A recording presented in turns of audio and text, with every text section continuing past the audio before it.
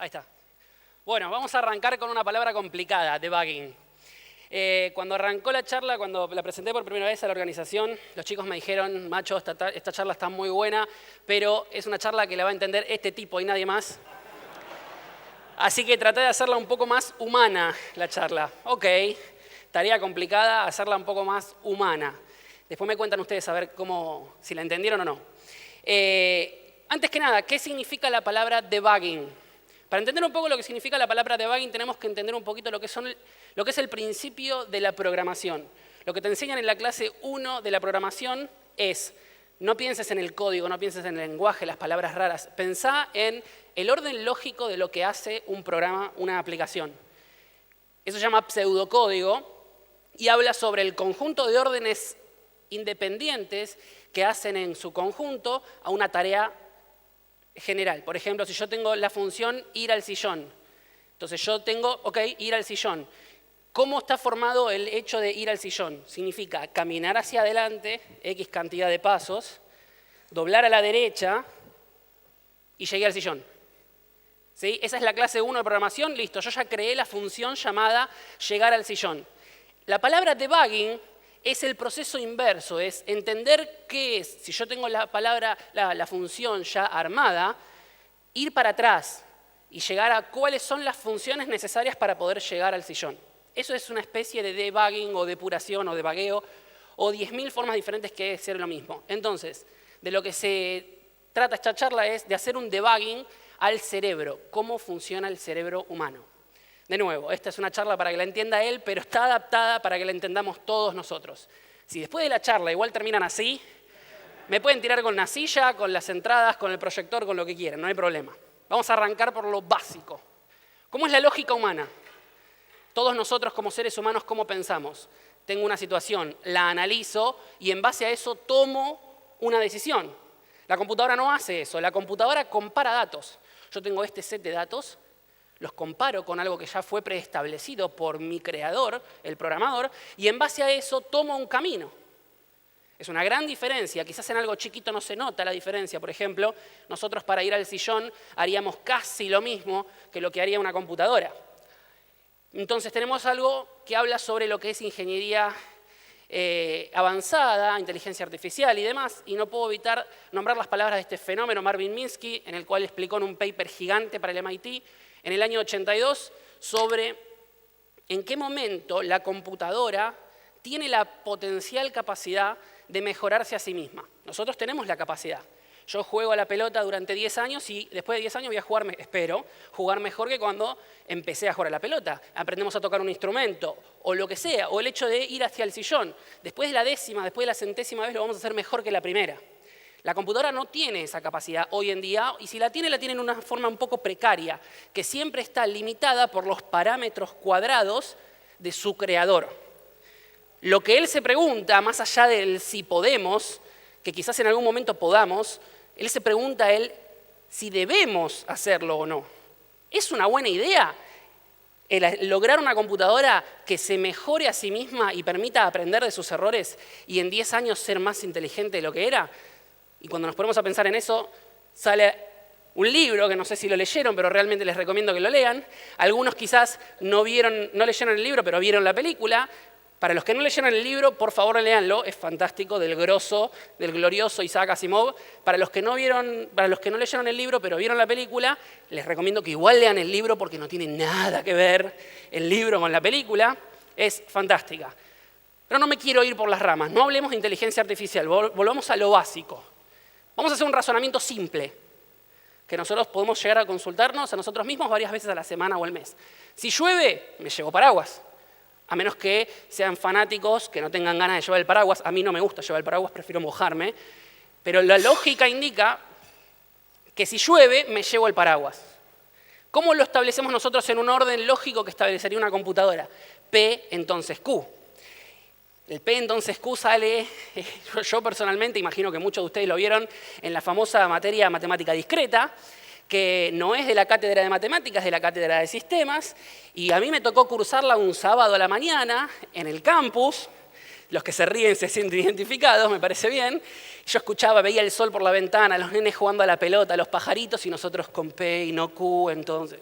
Bueno, pero nos deja una linda lógica para pensar y para poder entender un poco cómo funcionan las computadoras. P, llueve, entonces Q, me llevo el paraguas. Simple, no tengo hambre, entonces no como. No P, entonces no Q. Hasta acá estamos bárbaros.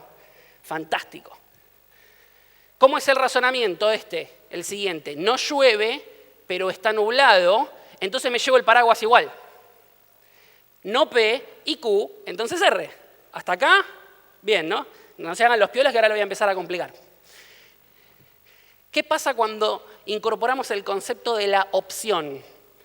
¿Qué pasa cuando dentro de lo que es un orden lógico incorporamos esta bendita palabra, if? ¿Qué pasa si? El sí condicional. Y ahí es donde la cosa realmente se complica.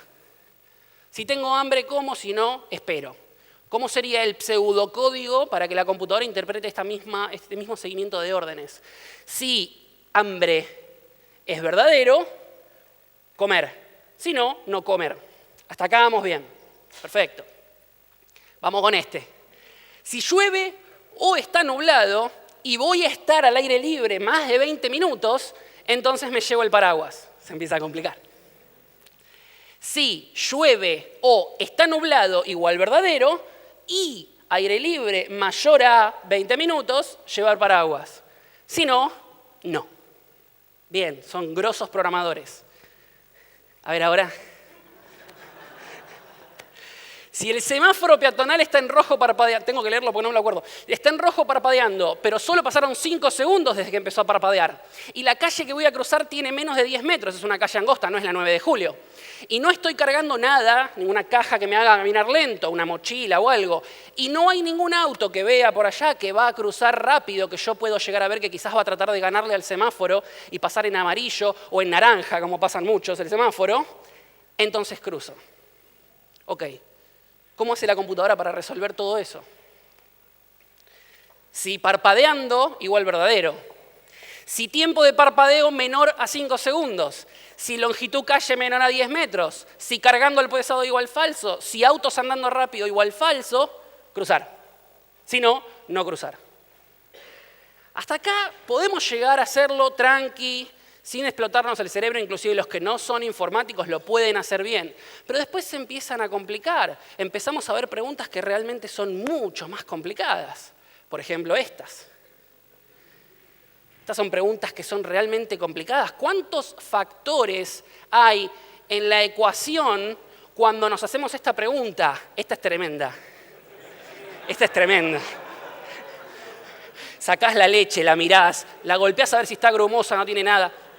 La olés, mojás la puntita de la lengua y yo le mando, ya fue. Y después terminás yendo corriendo al baño a vomitar porque está asquerosa la leche.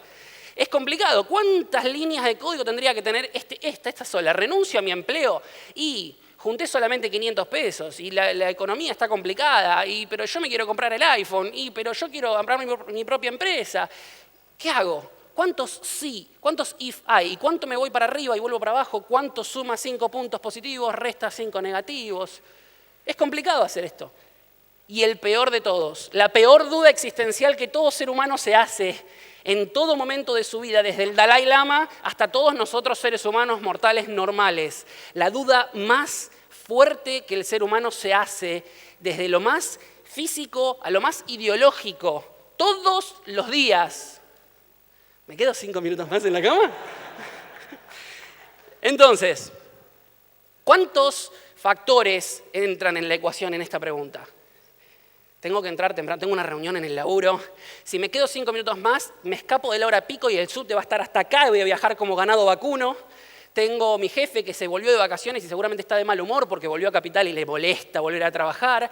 Pero realmente no tengo ganas de quedarme dormido y perder el presentismo. Y después está el otro factor. No podría confiar en mí mismo. Estoy dormido, no debería, como Homero que trata de manejar y dice, no debería manejar, estoy borracho. No debería hacerme caso a mí porque estoy borracho. Es exactamente la misma situación. Entonces, ¿qué tan grande es el if necesario para responder estas preguntas? Gigante. Pregunta, ¿cuántas líneas de código tiene el cerebro humano? ¿Cuántas de estas preguntas que estaban listadas recién nos hacemos a diario, todo el tiempo? Todo el tiempo, imagínense cuántas líneas de código tendría que tener el cerebro humano para poder responder esas preguntas en los microsegundos que nos tarda a nosotros responder esas preguntas. Otra pregunta importante, ¿las computadoras se están asemejando a nosotros o nosotros a las computadoras? Y les explico la pregunta esta. Nosotros, obviamente, dentro de la ingeniería estamos tratando de lograr inteligencia mayor, generar que las computadoras se mejoren a sí mismas, que puedan aprender y demás. Pero ¿en qué momento nos estamos yendo a la banquina y estamos tratando, en el afán nuestro de lograr que las computadoras piensen como nosotros, y nosotros terminamos cuantificando los factores de la ecuación como hace una computadora? ¿Realmente pensamos lo que queremos? ¿Sentimos desde nuestro valor humano en lo que debemos y no debemos hacer para tomar esa decisión? ¿O simplemente sumamos uno, restamos uno, sumamos uno, restamos uno y vemos en la cuenta final si da en rojo o no y en base a eso tomamos la decisión o no? ¿Cuántas de las decisiones que tomamos son automáticas a diario? ¿Y cuántas son pensadas? De aquellas que son automáticas, si las repensamos, ¿tomaríamos una decisión diferente? ¿O tomaríamos la misma decisión de antes? ¿Cambiaríamos cuántas de las cosas que hacemos automáticamente, si en una de esas nos sentamos y decimos, ¿esto es lo correcto de hacer? ¿Cuántas de esas tomaríamos un camino diferente? Por ejemplo, yo voy a tocar la planta. Ningún speaker tocó la planta, soy el primero en tocar la planta. ¿Por qué toqué la planta? ¿Había necesidad de tocar la planta? ¿Había algo en mi cultura agrícola, cazadora, necesaria para yo tocar la planta? No. ¿Por qué toqué la planta entonces? Porque puedo. Entonces, el hombre tiene que aprender a hacer lo que la computadora no puede. Pensar. Muchas gracias.